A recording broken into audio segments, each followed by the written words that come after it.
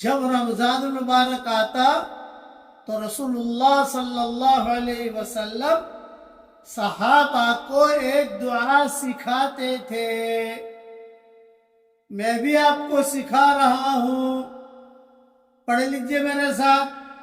اللہم سلمنی لرمضان وسلم رمضان لی وتسلمہ منی متقبلا. اے میرے پیارے اللہ، مجھے رمضان کے لیے سلامتی عطا فرما اور رمضان کو میرے لیے سلامتی والا بنا،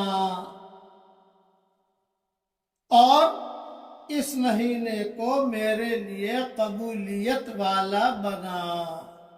یہ مضمون طبرانی میں ہے، خود بھی پڑھ لیجئے، بچوں اور بچیوں کو پڑھوا دیجئے.